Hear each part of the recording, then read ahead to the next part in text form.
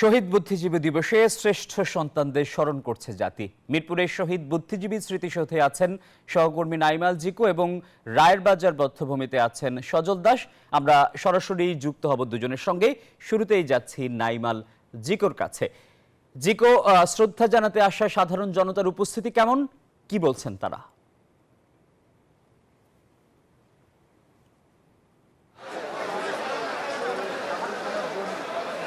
শহীদ বুদ্ধিজীবী দিবসে জাতির এই সূর্য সন্তানদের আসলে স্মরণ করতে হাজার হাজার মানুষ কিন্তু এই মুহূর্তে উপস্থিত হয়েছেন শহীদ বুদ্ধিজীবী কবরস্থান মিরপুরে। এবং যেমনটি দেখতেই পাচ্ছেন যে রাজনৈতিক দল সহ শিক্ষা প্রতিষ্ঠান থেকে শুরু করে প্রত্যেকটি জায়গায় কিন্তু শত শত হাজার হাজার মানুষ কিন্তু তারা এখানে এসে উপস্থিত হচ্ছেন এবং তারা কিন্তু শ্রদ্ধা জানাচ্ছেন। তবে এই যে এত ভিড়ের মধ্যেও কিন্তু আওয়ামী লীগের উপস্থিতি কিন্তু আমরা একেবারেই লক্ষ্য করিনি।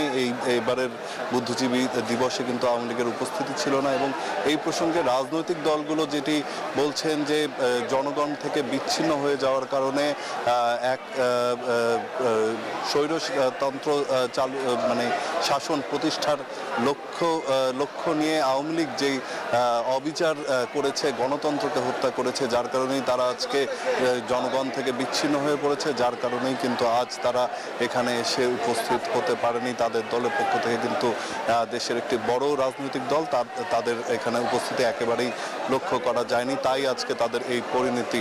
এবং প্রত্যেকটি রাজনৈতিক দলই কিন্তু আজকে আমাদেরকে জানিয়েছেন যে তারা একটি শপথই নিতে চান। 1971 সালে জাতির এই যেই সূর্য সন্তানরা তাদের প্রাণ দিয়েছিলেন, যারা দেশের জন্য স্বপ্ন দেখেছিলেন, দেশের উন্নয়নের জন্য স্বপ্ন দেখেছিলেন, গণতন্ত্র প্রতিষ্ঠার, সুশাসন এবং মানবাধিকারের যেই লঙ্ঘিত হবে না এমন যেই স্বপ্নগুলো দেখেছিলেন, সেই বিষয়টি আসলে যাতে প্রতিষ্ঠিত হয় সেই লক্ষ্যে কিন্তু প্রত্যেকটি রাজনৈতিক দল তারা তাদের কাজ, রাজনৈতিক কর্মকাণ্ড চালিয়ে যাবেন বলে কিন্তু তারা প্রত্যয় ব্যক্ত করেছেন এবং সে অনুযায়ী তারা কাজ করবেন। এবং জাতির এই সূর্য সন্তানদের প্রতি কিন্তু শ্রদ্ধা নিবেদন করেছেন তারা। এবং এখানে যারা তরুণ প্রজন্মরা এসছেন তারাও কিন্তু বলছেন যে 16 বছরের যেই স্বাধীনতা মুক্তিযুদ্ধ না দেখলেও 16 বছরের এই যেই ফ্যাসিস্ট সরকারের যেই শাসনতন্ত্র তারা দেখেছেন, সেখান থেকে বের হয়ে আসছে দেশ ছাত্র জনতার আন্দোলনের মধ্য দিয়ে, জুলাই আন্দোলনের মধ্য দিয়ে, একটি গণ অভ্যুত্থানের মধ্য দিয়ে। সেই জায়গা থেকে কিন্তু দেশ পুরোপুরি সামনের দিকে এগিয়ে যাবে। এখন যেই একটি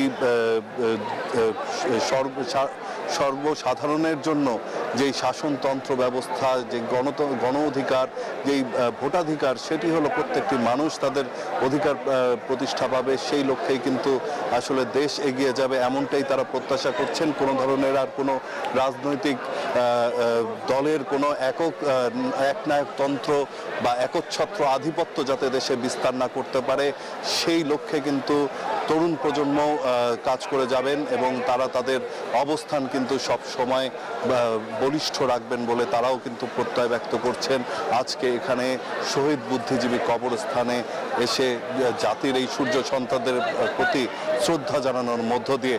তো এই ছিল এখন পর্যন্ত আমার কাছে এখানকার সবশেষ তথ্য।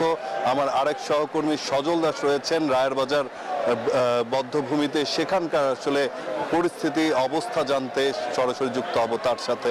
সজল।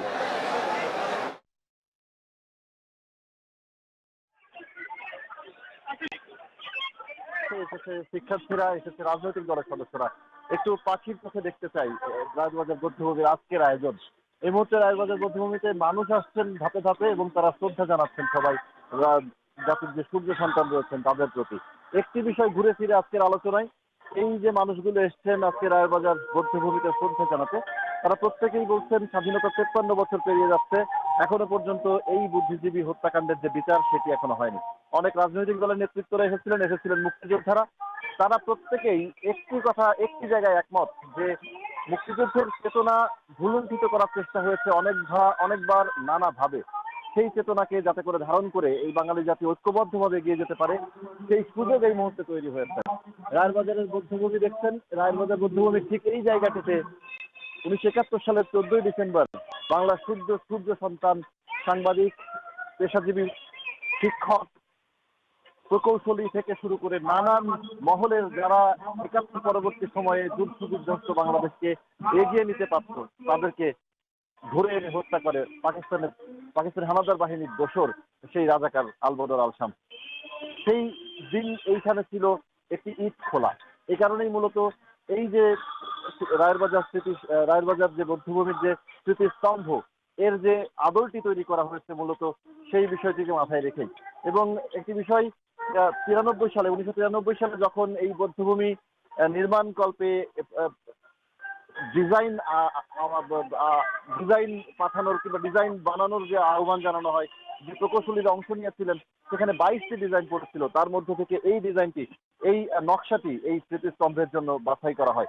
মূলত এই যে থিমটি এখানে, যেহেতু একটি ইট খোলা ছিল এই জায়গাটিতে, এই কারণে একটা ইটের ভগ্নাংশ, সেই সাথে একটি জানলা যেখান দিয়ে একটি খোলা আকাশ খুঁজে বেড়ানোর যে জায়গাটি, মানুষের যে যাদের সম্ভাবনা ছিল এই দেশকে মুক্ত আকাশের মতো করে বড় করে তুলে ধরার, কিন্তু তাদেরকে যখন হত্যা করে এই পাকিস্তানি বাহিনী কিংবা পাকিস্তানি শাসকদের যে দোসর, তারা যখন চেষ্টা করলো এই বাংলাকে পিছিয়ে দেওয়ার, ঠিক তখন এই বিষয়টি মাথায় আসে যে বাংলাদেশের মানুষের, স্বাধীন বাংলাদেশের যে চিন্তার যে জায়গাটি, সেটিকে ছোট করে দেখানোর কিংবা ছোট করে আনার, বাংলার যে সম্ভাবনা, সেই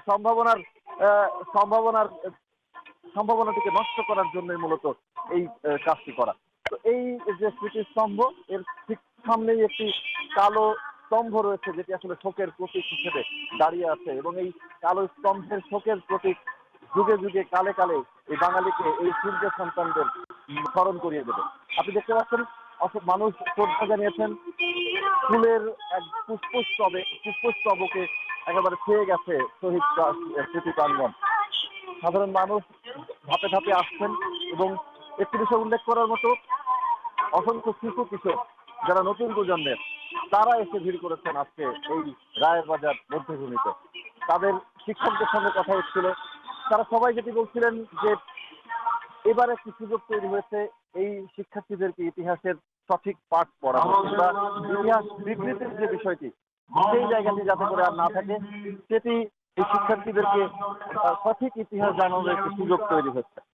রাজনৈতিক প্রেক্ষাপট যদি বলি, এবারে রাজনৈতিক প্রেক্ষাপটে অন্যান্য বিভিন্ন রাজনৈতিক দলের নেতাকর্মীদের আমরা দেখলেও আওয়ামী লীগের রাজনৈতিক